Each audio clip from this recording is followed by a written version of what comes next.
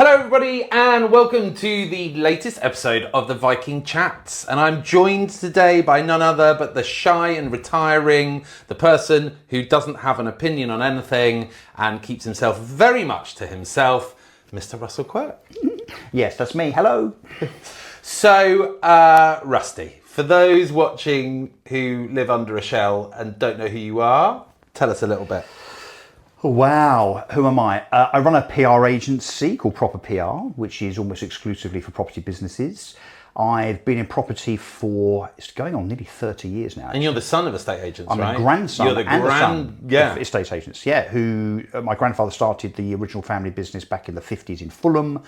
He then expanded that business across Essex, as I am, and as an Essex boy through and through.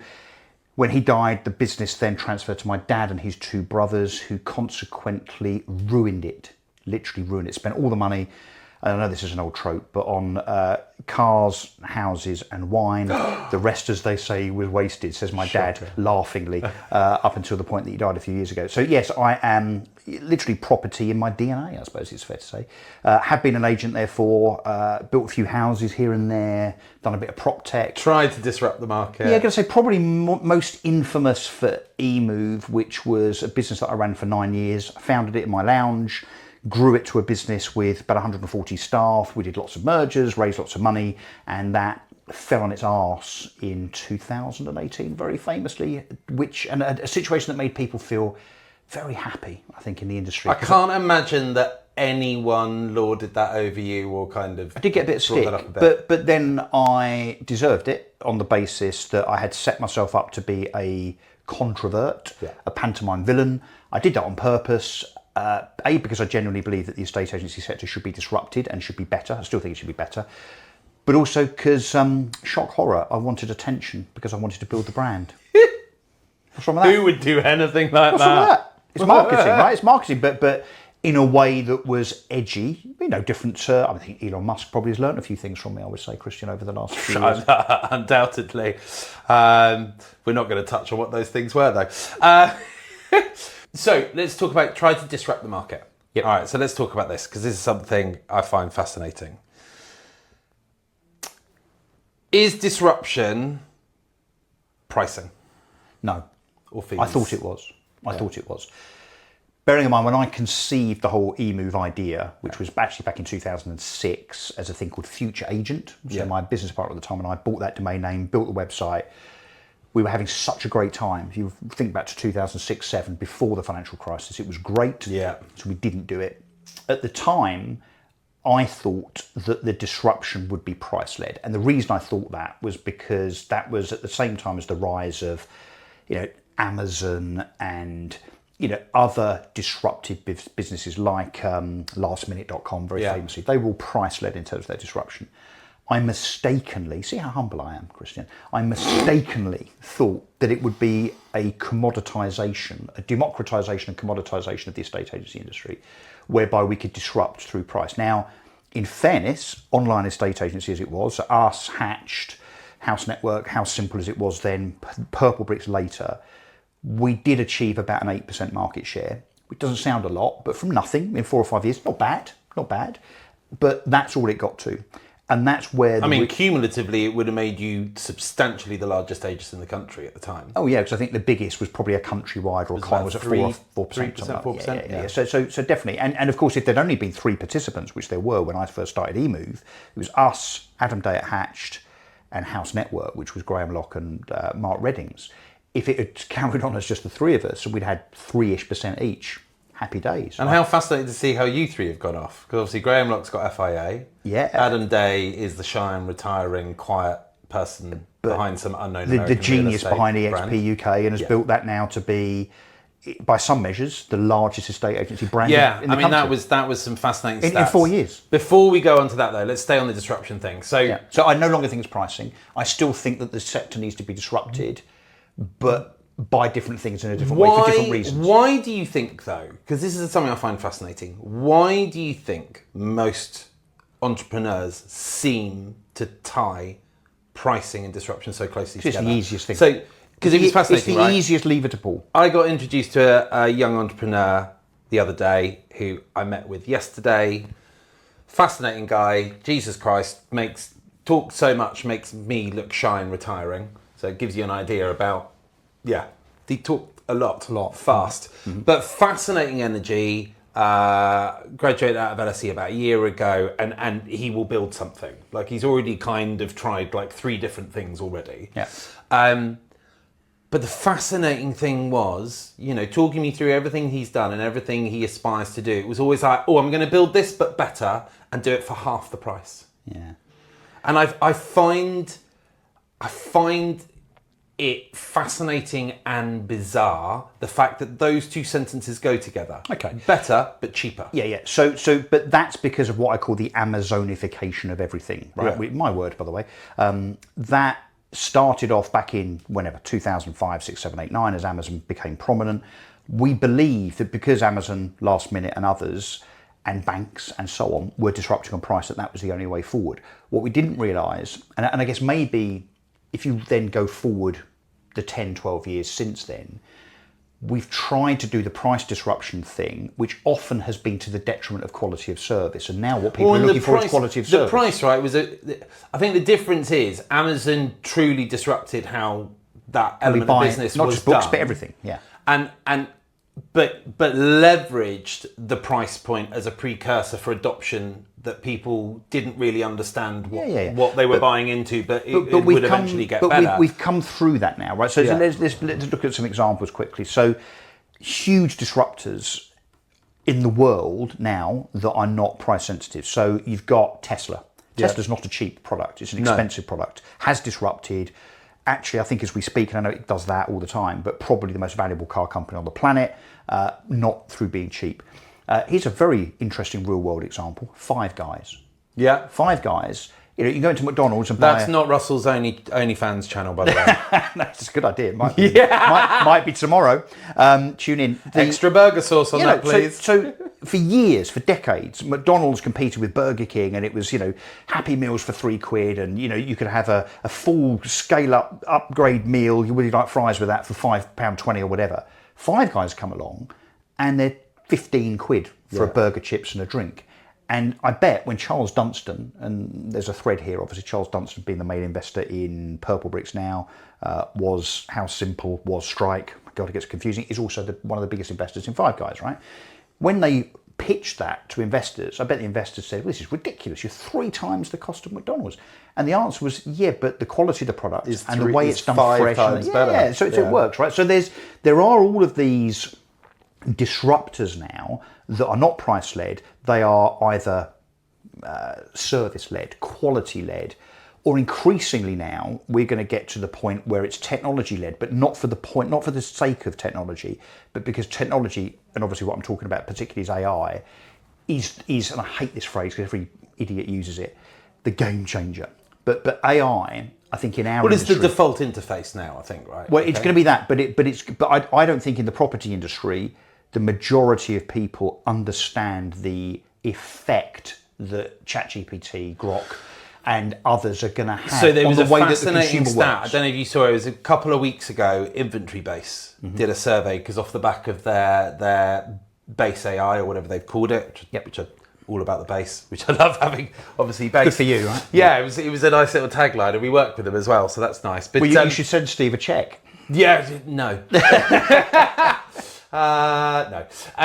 But I do every month. But they did a survey. They put survey results out about 2 weeks ago, and it admittedly, of their own admission, it was a small pool. Yeah.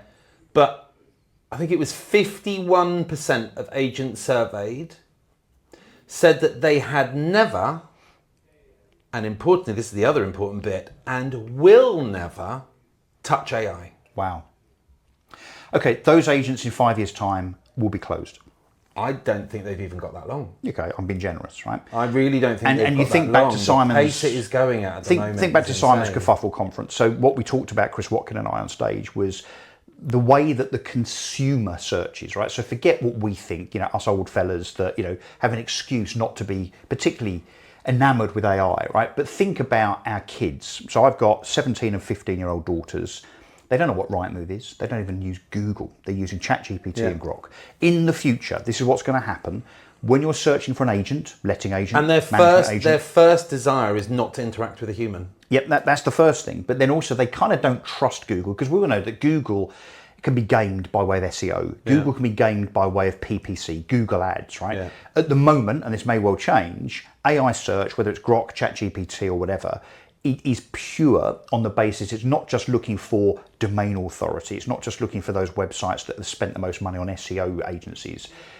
It's a search process that is deep and broad and detailed, right? It's more nuanced. You can teach it who you are, what your likes are. You can write 10 lines. So your 51% stat scares me, a bit like the stat that we used on stage, which is 39.7% of agents don't think that social media has any part to play in marketing. But is that the same 50% who never answer their Rightmove leads? Yes, and they're also the people that don't go to conferences because they think they know it all. Yeah. And they're exactly the people that should go to these conferences to hear Simon, you, me, Tim from Credas, whoever else is on stage. I'd argue with the conferences, it's even less about the people on the stage, it's more about the people in the room. Yeah. Go and put yourself in a room with 500 to 1,000 of the country's best agents. Yep. Ask fucking questions and listen. Oh, we're allowed to swear? That's great to know. Okay. So like that was ever in question with the podcast. I was really being Although I polite. do have to remember when I published them, there's a little box to say, does it have explicit content? And I'm like, does it or not? Did I swear with that guess? May have done. Note to self, yes, definitely. So that's where genuine disruption is coming. It will have nothing to do with price. It will have everything to do with convenience and accuracy of search. So I want to find the best estate agent in Aylesbury, or I'm looking for a 3-bedroom detached house with a big garden within 3 minutes of a grammar school that gets me into the city within 25 minutes. Mal is out doing his Rightmove disruption or anti-Rightmove talk. Rightmove are dead. I mean, talking seriously, about. I said this on stage. I think Rightmove are dead, and this is also my. And again, I'm going to be. Can I just be somewhat controversial because you expect nothing less? What? I think you're not allowed to have an opinion on this podcast. This is complete supposition. I have no evidence to back this up whatsoever. But just help me join the dots, right? So, CoStar come along and pay 100 million quid for On the Market. Mm-hmm. They say, within the next 12 months, as is the rumour, we're going to spend 40 million quid on marketing and a rebrand to home.com. That was 3 years ago nearly. Nothing has happened. Mm-hmm. Why? Because I think CoStar thought, shit, I don't think these UK portals, maybe portals across the world, are going to exist because of ChatGPT, AI and so on. That's why they haven't spent the money. And the role that, look, they are still a data source. And AI does like data. But there'll be but the difference is, Kristjan, there'll be a small data source. So because they'll only have one roses round the door, 2-bedroom end terrace cottage. Well, so interestingly, what will make Rightmove and Zoopla and On the Market and any portal relevant to AI is the detail, the accuracy, and the availability of information. What are 3 things that all of the portals have never particularly focused on with their agents? Detail, accurate information. Yeah.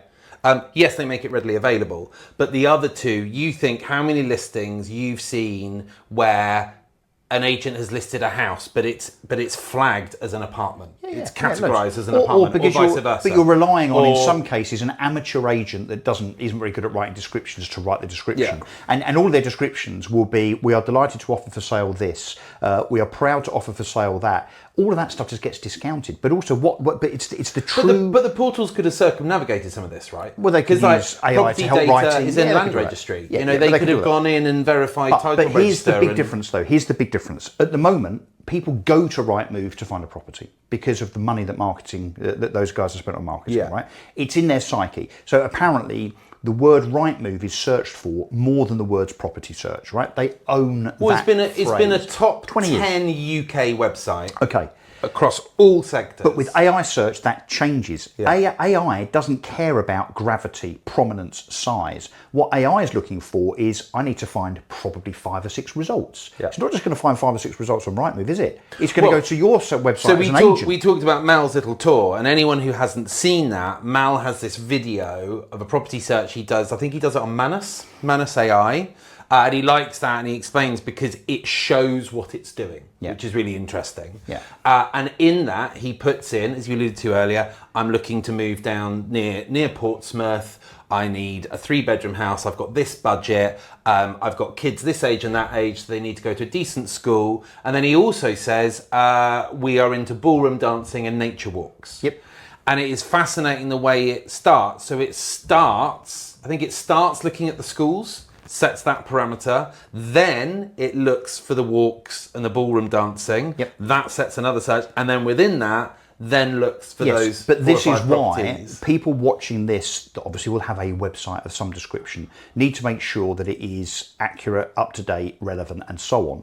But also, and this isn't a pitch for proper PR, by the way, but you've got to make sure that there are third-party accreditations that show AI search that your website is credible. So if you have people talking about you online through social media or digital PR, AI search is more likely to find you. But that's why all of a sudden, whereas at the moment, Rightmove is the #1 website to be found by way of their domain authority, now, going forward, AI search ignores that. It doesn't care about domain authority. It cares about the fact that you've mentioned certain words. You just become one of 10 search There's also results. lots of people who complain about, inaccurate listings on Rightmove, fake listings on Rightmove, old listings on Rightmove. They've got a real problem. Look, we know it's prevalent within agency. Lots of agencies leave listings up way past the time they've let or sold. So AI might start to fake disregard listings up, Rightmove as a and search. Rightmove have never.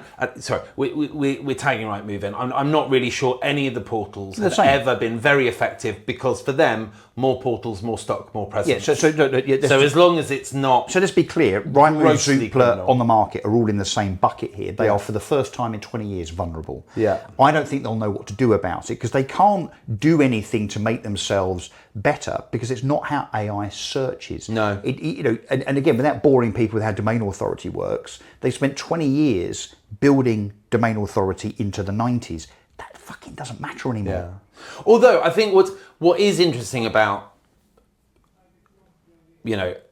GEO or what's the other assignation for it? Generative engine optimization, or answer engine, AEO, isn't it? Answer engine optimization.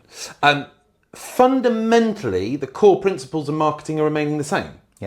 Put out as many messages as you can across as many mediums as you can, and try and have other channels of authority legitimize your content. So which is fundamentally not really. That's always the underpinning principles of marketing. It needs to be holistic, and it all comes down to two words: be seen, right? So, and be holistic across various different platforms.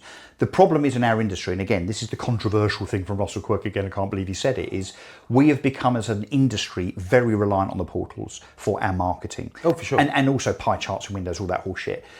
We've now got to go back to when Rightmove didn't exist and think, how did we get found then? Okay, so we got found online in a different way. Maybe it was But I mean, search. that's at least half the industry that has never experienced that. Yes. So what I'm saying is that we've got lazy because of Rightmove. Now you've got to think again about how people are going to find you, and then optimize accordingly.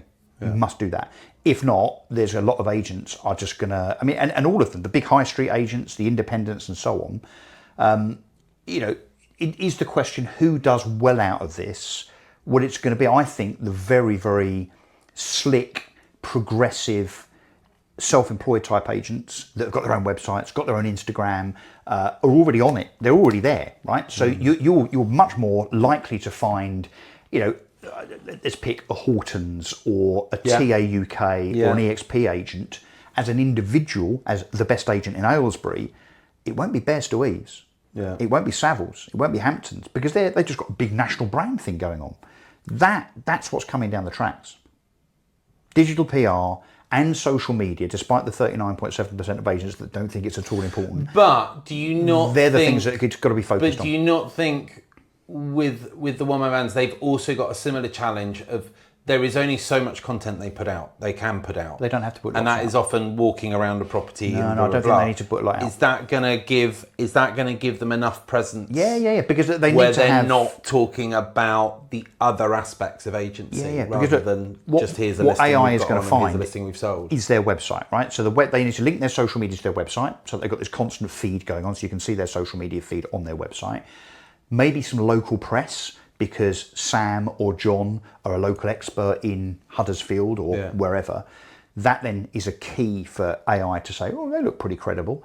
So I don't think you've got to do it every week. You just got to have a presence. And if you are, I don't know, just a corporate branch or someone that is really not relying on social media at all, a bit like the brand awareness piece that we've just done, which shows that there are a number of people like the Spicer Hart Group, the Dexter's Group, and Ward & Co., which is Douglas Allen Spiro. They have got almost no social media presence whatsoever. Yeah. They are at a huge disadvantage because I suspect, challenge me by all means in the comments, I suspect that the people that run those businesses have been running them for 30 or 40 years and say, but we do some leaflets and we've got some prominent offices. We're good. No, you're not. You're fucked. Where we've got without it. You're fucked. Seriously. Yeah. Interesting. And so, I mean, look, I think, and for the big brands, there's the challenge, right? Because they have built everything on this moniker of their brand. Yep. Savills, Knight Frank, Dexter's, Foxtons. And some have done a very good job. And in many ways, pioneers and titans of our industry, not taking anything away. I've said to people before, and I'll say it again. Foxtons. When I first started in this industry, Foxtons were everyone's arch enemy. But someone told me something about 6 months into agency that completely changed my perspective. I remember moaning to an agent one day about how Foxtons were at that time, because that was when they were hungry as hell under John Hunt and growing super fast. I think they are again now under Guy Gittins. Exactly, yeah. They have kind of returned to model that. I think agencies changed a lot in 20 years, so yeah, there's some success there. But Foxtons are great at social media. And they're great at marketing, using their branches and their minis and so on. They're back to using minis with Foxtons down the side. But you know what else they're brilliant at, Foxtons? Better than anybody. Data. Yes. Grabbing data going back 10 years, 15 years, 20 years. Landlords, tenants, buyers, sellers. Hello, Mr. Mrs. Smith. You moved with us 12 years ago. But like I said, six months into my career, I remember having a conversation with a guy and I was like, bloody Foxtons. And he was like, shut the fuck up. Foxtons are the best thing that's happened to the London market. And I was like, what the fuck are you talking about? And he was like, what other agent do you know that walks in and quotes 3% for a sales fee? Yeah. And I was like, no one, because they're not batshit. And he was like, and how good does 3% make your fee sound? But how good are they, though, at Foxtons, that they're able to get 3%? Well, this is the thing. They're able to justify it on the basis of we'll get you the best price. We'll get. I mean, what's their slogan? We'll get stuff done. So their slogan back then was "We go to war for our clients."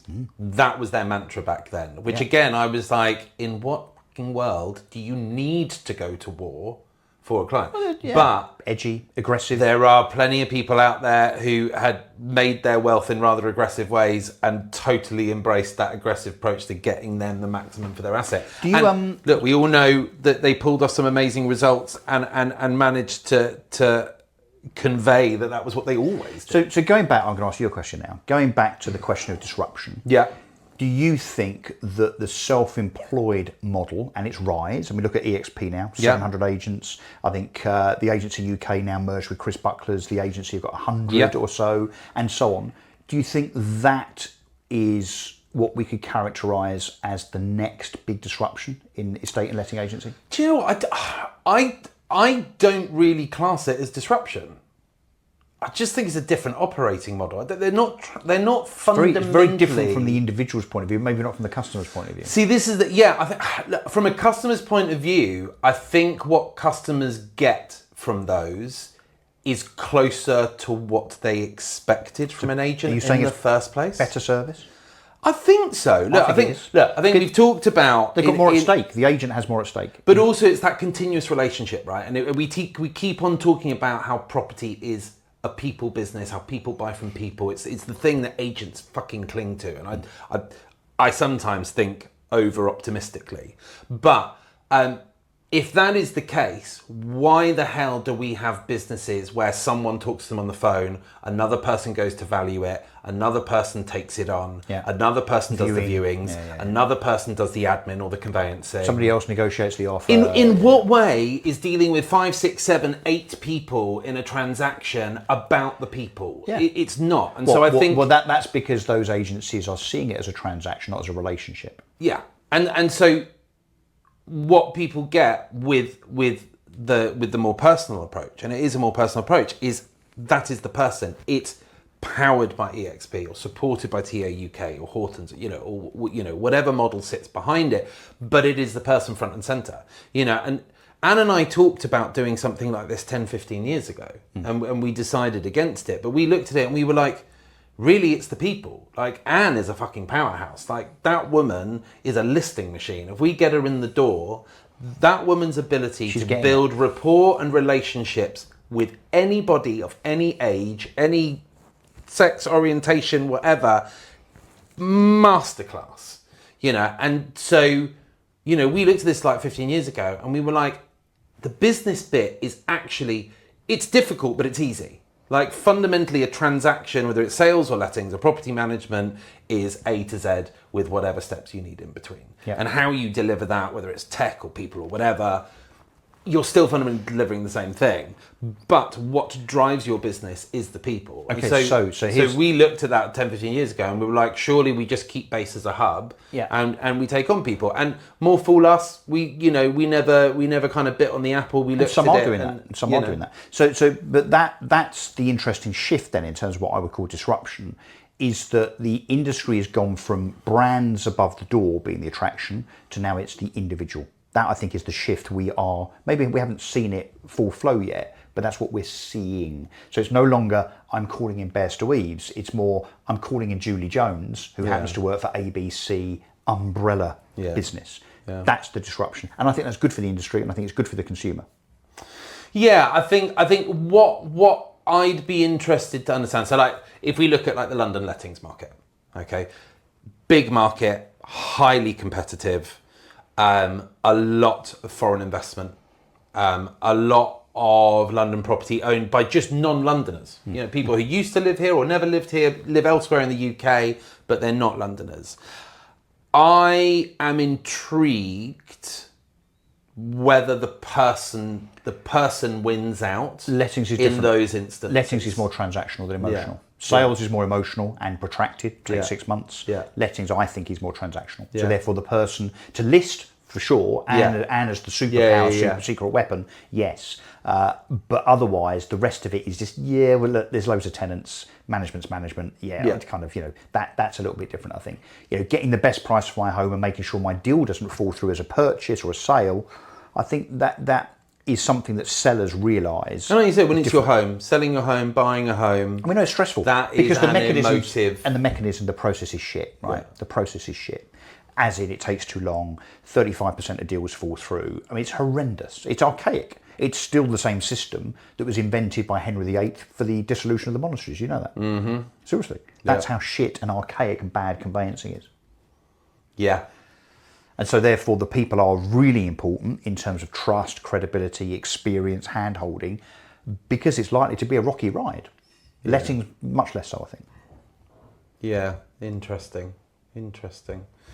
I mean, with buying conveyancing, is also a lot of it driven by banks' adversity to risk. I mean, I know plenty of investors who've done cash deals and they've done them in 48, 72 hours. Do you want to talk about conveyancing? How shit it is?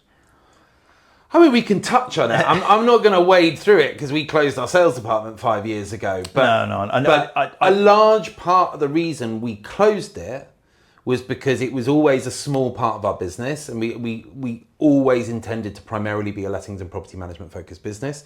And because we never focused on the sales, we never got it big enough to put structure and processes in place. And you probably got to a point where it was 10% of your revenue, but about 40% of the aggro. It was horrendous. Yeah. Exactly. It was horrendous, and I had a series of absolute monsters. Yeah. Like I was selling my brother-in-law's flat. That dragged on for 6 months, and a week before exchange of contracts, the buyer pulled out. Yeah. And then went through another 6 week run. We had a probate. It's horrendous. And we know, I think we did research actually as a PR firm for somebody. We think it costs nearly £1 billion in wasted transaction costs every year based on that 35% of transactions falling through. That's the money that's wasted on survey fees, valuation fees, the lawyers that do charge a bit even if you fall through, disbursements that you never get the money back from. It's about £1 billion. Yeah. And not to mention the anguish, the hardship. You found the house of your dreams, You go ahead, you buy it, you've sold your property, and 3 days before exchange, some idiot down the chain pulls out because it's a Wednesday and it's raining, and you lose the property that you buy. So here's the thing: when we talk about disruption, if that is the theme of this podcast, I mean, I'm assuming now it is. I think conveyancing and conveyancers are the thing that will be disrupted the most by technology in the next few years. But is part of it cost?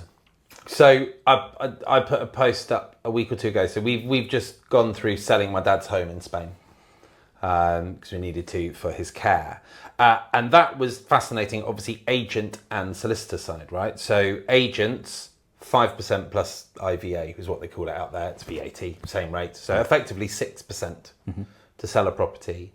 So yeah, not hard to do the maths. €350,000 sale, very tasty fee. Were the agents good? No. Did they justify that? What's that? 23, 24,000 euros? Yeah, call it a round figure of 20 grand. Absolutely not. Interestingly, actually, we got approached a lot of times by people going, we know agents charge this, so we want to buy it off you direct, less that fee. Because we were doing it internationally, we were like, no. We need a hand. I don't understand the Spanish legal system. No. Yeah. You pay the price, and that includes the fee, and they do it. But largely, look, we got the result done.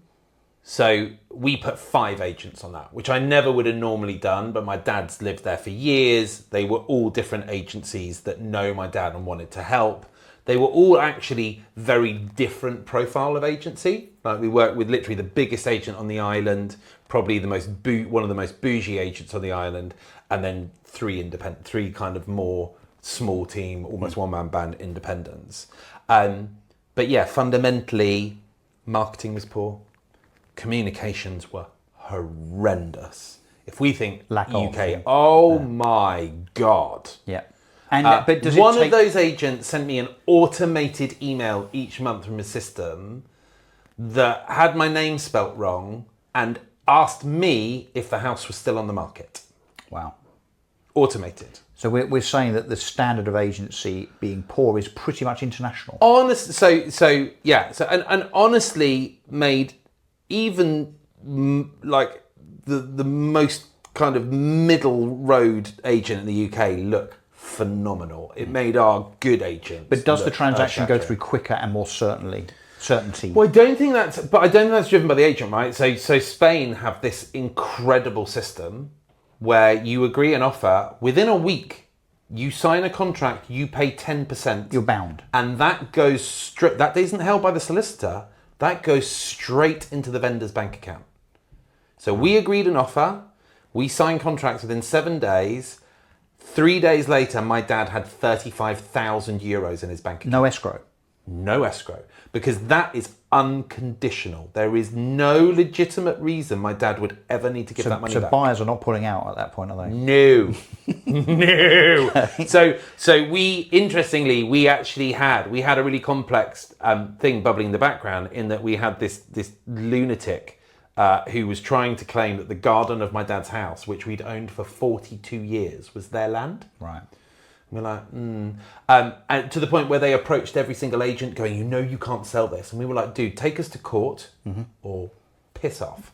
And interestingly, they got wind that we'd agreed a sale. They somehow found out who the buyer was, reached out to their lawyer in Barcelona and was like, by the way, Barcelona lawyer contacted our lawyer and went, yeah, we're probably going to pull out. And our lawyer just went, yeah, we're keeping the 35 grand. So what happens if the seller pulls out? The seller says, I'm not selling anymore. I've got 35 grand. You can come and get it from me. So you have to give that back. And there's usually a penalty of an equivalent amount. What if you spent it though on a 911? Then you get locked up. Oh, really? Right. So, okay, it's that fierce. You have to give that back. And most of the contracts carry a clause that you have to pay them the same amount in compensation. Right. Okay. So it's serious. Yeah, it binds both parties. Well, in. I think regardless, our system needs to improve. And the thing is, I mean, this was amazing. But I mean, literally, the government the government we agreed, in the UK, I think, a 5-week completion date. Yeah. And then there was a couple of complexities with that bank, so they did come to us and say, could we move it 10 days? And I was like, yeah, no problem. But the government in the UK are not going to change the system.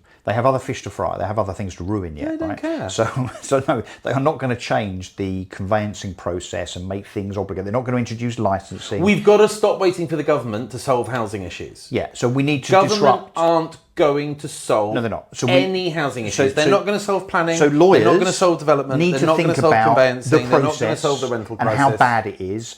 And so what I get from conveyancers all the time is the yeah but no but excuse, which is yeah but you don't understand, Russ. We have to do all this stuff. Well, so the fascinating thing I was going to say with that was so just quickly. So we paid the agents a shit ton of money, and I thought that was shit value for money, but we got the sale, and ultimately that's what we wanted. The solicitor, now he was fucking incredible. Mm-hmm. His fee was $6,000, which compared to English fees is eye-watering. It's like 10 times more than we would charge here. Worth every fucking penny. He was incredible. Like every time those agents reached out, oh, so-and-so's been in touch, long detailed email. Like there were a couple of times when I first learned to this, I really was on his case. I was like, I need you to fucking set this out. What are the Spanish statutes? What, standing. Yeah. He wrote all of that, no upfront, no retainer, it sounds no like we need a bit of that. But what I think we're agreeing that despite the fact that the process here needs to be disrupted and it needs a kick, it needs to be changed, streamlined, whatever, it's going to be up to the industry, whether that's agents or conveyancers, to do that.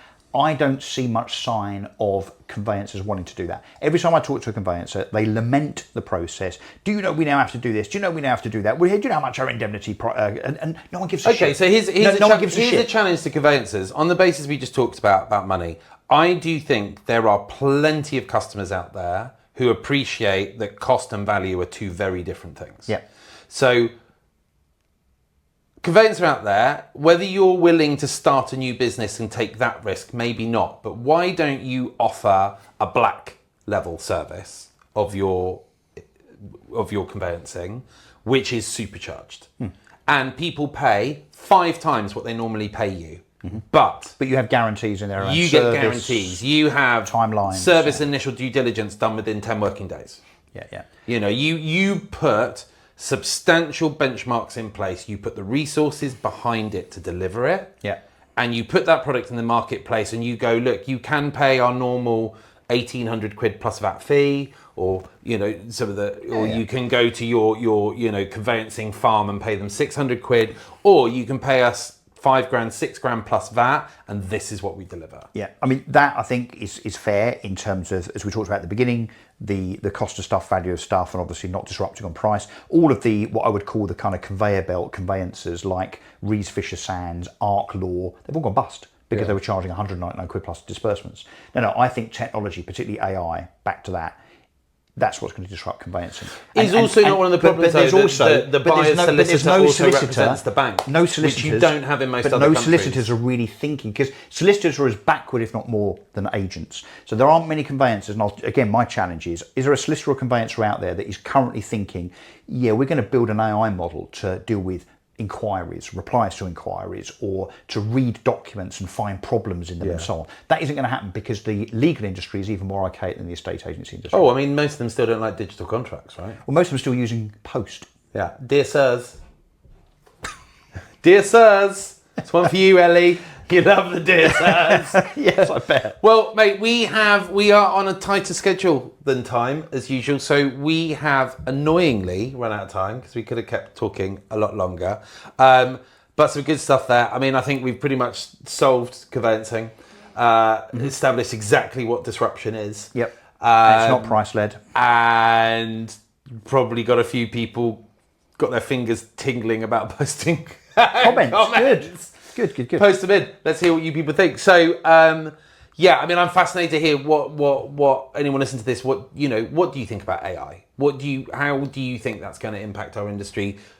Do you think agents need to wake up and get on board faster, or is caution wise. I'd love to read comments from people that really don't think that AI is going to have an effect on this industry, because you're wrong. But if there are people out there, I mean, look, reach out to us maybe directly and independently so that we can maybe educate you a little.